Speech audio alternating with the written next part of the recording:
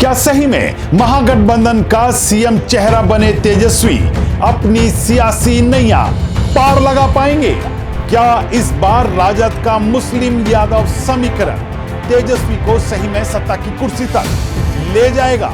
क्या राहुल गांधी के नेतृत्व वाली कांग्रेस और वाम दल राजद को वो ताकत दे पाएंगे जिसकी उसे दरकार है? और क्या सिर्फ सन ऑफ मल्ला यानी मुकेश सहनी अकेले ऐसे हैं जो लगा सकते हैं तेजस्वी की डगमग नैया को पार? नमस्कार, आप देख रहे हैं YBN बिहार झारखंड और मैं हूं दीपक गौड़। आखिरकार महागठबंधन ने आज अपने चुनावी घोषणा पत्र को भी जारी कर दिया। बहुत से वादे, बहुत सी घोषणाएं और बहुत से सपने, लेकिन क्या सही में जनता को यह सब लुभा पाते हैं? क्या जनता इस पर विश्वास करती है? और क्या सही में बिहार की सियासत का सबसे बड़ा समीकरण जाति ही है? आज हम बात करेंगे महागठबंधन की ओर से सीएम का चेहरा घोषित किए गए तेजस्वी यादव की सियासी नैया की। क्या सही में इस बार राहुल गांधी की कांग्रेस या वाम दलों के एजेंडे से तेजस्वी यादव सियासत की कुर्सी तक पहुंचने जा रहे हैं? क्या सही में अब लालू यादव के शासनकाल के दौरान मजबूत और एकजुट रहने वाला उनका MY यानी मुस्लिम और यादव वोटर वाला समीकरण उन्हें सीएम की कुर्सी पर बैठा पाएगा? और क्या सही में अकेले मुकेश सहनी ही एकमात्र महागठबंधन के ऐसे नेता हैं जो तेजस्वी को कुर्सी के करीब ले जा सकते हैं? आपको आज हम इस वीडियो के दौरान बताएंगे कि आखिर ऐसा हम क्यों कह रहे हैं और हमारा ऐसा कहने के पीछे क्या तर्क है। लेकिन आगे बढ़ें इससे पहले अगर आपने हमारे चैनल को अब तक सब्सक्राइब नहीं किया है तो अभी कर लें और बेल आइकन का बटन दबाना ना भूलें। तो चलिए एक एक करके आज आपको बताते हैं कि आखिरकार तेजस्वी को सत्ता तक पहुंचाने के लिए कौन से वो फैक्टर हैं जिन पर तेजस्वी को अगले कुछ दिनों में अपनी ओर से बहुत कुछ करने की जरूरत है, यानी बहुत भरकस प्रयास कर रहे होंगे। पहले बात करते हैं उन फैक्टरों की जिसे राजद की मजबूती समझा जा रहा है। लेकिन क्या आज के दौर में तेजस्वी के साथ लालू के समय वाला MY फैक्टर मजबूती के साथ खड़ा है?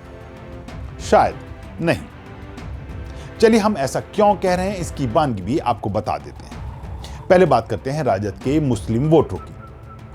असल में अगर पिछले कुछ सालों की तुलना में इस बार राजनीतिक दलों द्वारा मुस्लिमों को टिकट देने की बात कहें तो पिछली बार यानी 2020 में राजद ने 17 मुस्लिम उम्मीदवारों को मैदान में उतारा था और इस बार महज 9 उम्मीदवारों को टिकट दिया है, जो अपने आप में खुद राजद के M फैक्टर के कमजोर होने को दर्शाता है। इसी क्रम में अन्य दलों की बात करें तो कांग्रेस, जदयू, लोजपा या ओवैसी की AIMIM भी मुस्लिम वोटरों को लुभाने के लिए लगातार जमीन पर काम करते आ रहे हैं। लेकिन इस बार जनसुराज जैसे दलों के आने से या ओवैसी के ज्यादा सक्रिय हो जाने से इस बार मुस्लिम वोटर बढ़ता हुआ नजर आ रहा है। आलम यह है कि मुस्लिम वोटरों के लिए अब ओवैसी और प्रशांत किशोर आपस में उलझते नजर आ रहे हैं, जबकि ओवैसी को महागठबंधन में शामिल नहीं किए जाने से सीमांचल की 24 सीटों में से कई पर मुस्लिम वोटर राजद से नाराज भी हैं, जिसका उन्होंने खुलकर इजहार भी किया। अब ऐसे में कयास लगाए जा रहे हैं कि इस बार राजद का M फैक्टर उनका उस तरह साथ देगा भी जैसा वह पहले देती आई है, या इस बार मुस्लिम वोटर फिर से बिखर जाएगा। ऐसे में तय है कि इस बार बिहार में मुस्लिमों के वोटरों में भी सेंधमारी होगी। बिहार की आबादी का करीब 18% के करीब आबादी जो है वो मुस्लिम है, जिसके वोटरों को यूं तो निर्णायक ही कहा जाता है, लेकिन इनमें सेंधमारी इनके प्रभाव को इस बार कम कर देगी। तो चलिए अब बात करते हैं तेजस्वी के दूसरे फैक्टर यानी Y फैक्टर यानी यादव फैक्टर में। राज्य में यादवों की कुल आबादी में हिस्सेदारी करीब 14% के करीब है। लंबे समय से नजर आने वाले चुनावी सर्वेक्षणों में यादव वोटरों का झुकाव राजद की ओर करीब 70% के करीब देखा भी गया है। ऐसे में इन्हें राजद की ताकत के रूप में ही देखा जाता है। यादवों का दबदबा मुख्य रूप से मध्य और उत्तरी बिहार के जिलों में देखा जाता है। इसके साथ ही पटना, समस्तीपुर, दरभंगा, मधेपुरा, मधुबनी, मुजफ्फरपुर और सहरसा जैसे जिलों को यादव आबादी का गढ़ कहा जाता है। लेकिन यह मत प्रतिशत इतना बड़ा नहीं है कि यह अकेले ही तेजस्वी को सीएम की कुर्सी तक ले जा सके, क्योंकि बदलते समीकरणों और भीतरघात, सीटों के चलते बगावत, परिवार में टूट ने यादवों के वोट बैंक पर भी असर डाला है। ऐसे कयास लगाए जा रहे हैं कि इस बार यादवों का वोट बैंक भी राजद से छिटक सकता है।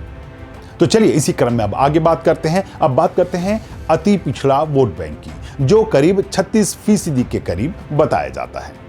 इस वोट बैंक के बहुत से दावेदार हैं, जिसमें महागठबंधन के घटक दलों के साथ ही एनडीए के घटक दलों के भी दावेदार भी हैं।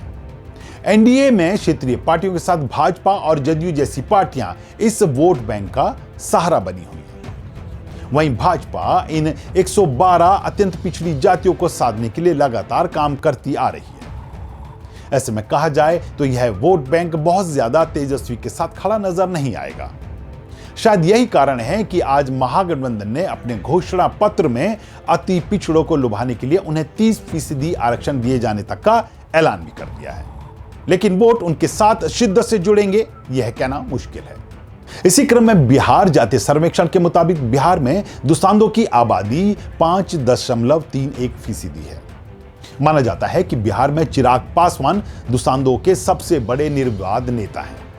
ऐसे में यह वोट बैंक लोजपा के हिस्से में जाती दिख रही है। तो अब बात करते हैं तेजस्वी के लिए उस खिवैया की, जो महागठबंधन के इस सीएम चेहरे को सीएम की कुर्सी तक पहुंचाने में सबसे अहम किरदार के तौर पर भूमिका निभा सके। यह खिवैया कोई और नहीं बल्कि सन ऑफ मल्ला यानी मुकेश सहनी नजर आ रहे हैं। अब यूं तो मुकेश सहनी का दावा है कि उनके पास मल्ला और निषाद समाज का करीब 12 से 13% वोट बैंक है, लेकिन धरातल पर यही सामने आता है कि निषाद समाज की आबादी 7 से 8% के करीब है। सहनी की राजनीति मूल रूप से निषाद वोटरों पर है। हालांकि वे इन दिनों निषादों की उपजातियों को एकत्र करने में जुटे नजर आए थे, जिससे निषादों के लिए आरक्षण की मांग करने के साथ वह एकजुट करने में नजर आए। अब तेजस्वी के साथ कंधे से कंधा लगाकर खड़े निषाद समाज को भी यह समझ आ रहा है कि अगर तेजस्वी सीएम बने तो उनके नेता मुकेश सहनी डिप्टी सीएम बनेंगे, और ऐसे में उनके समाज के लिए यह एक बहुत बड़ी सफलता होगी। हालांकि निषाद समाज के कुछ नेता जदयू और भाजपा में भी शामिल हैं, लेकिन जो स्वीकार्यता इस समाज की मुकेश सहनी को मिली हुई है वो किसी दूसरे को इस कदर नहीं है। वहीं मुकेश सहनी पर दांव खेलकर इन लोगों को भी काफी कुछ मिलता नजर आ रहा है। समाज के कई नेता मुकेश सहनी से 1 to 1 हैं और वो सहनी के साथ मजबूती से खड़े नजर भी आ रहे हैं। अगर ये वोट बैंक तेजस्वी के साथ शिद्दत से जुड़ गया तो यह एक गेम चेंजर की भूमिका हो सकती है। ऐसे में मुकेश सहनी वो शख्स है जो तेजस्वी की सियासी नैया को पार लगा सकता है। हालांकि इसमें कांग्रेस और वाम दलों को भी अपनी पूरी ताकत झोंकनी पड़ेगी। पिछली बार वो मुकेश सहनी थे जिन्होंने तेजस्वी को सत्ता से दूर करने के लिए एक बड़े फैक्टर के तौर पर काम किया, लेकिन इस बार वह तेजस्वी के साथ ही। ऐसे में आने वाले दिनों में इन सभी कयासों और संभावनाओं का दौर भी खत्म हो जाएगा। लेकिन यह साफ है कि अगर महागठबंधन समय रहते अपनी सीटों का बंटवारा कर लेते तो इस समय तेजस्वी के लिए स्थिति और बेहतर होती। बहरहाल, आप इस मुद्दे पर क्या सोचते हैं? क्या सही में मुकेश सहनी, जिन्हें की फैक्टर कहा जा रहा था, आखिर वह तेजस्वी के सपने को पूरा करने में अहम कड़ी साबित होंगे? अपनी राय हमें कमेंट बॉक्स में लिखकर जरूर बताएं। आज के इस एपिसोड में इतना ही। ऐसे ही एक नए मुद्दे को लेकर आपके बीच हाजिर होंगे। तब तक के लिए दीजिए हमें इजाजत। नमस्कार।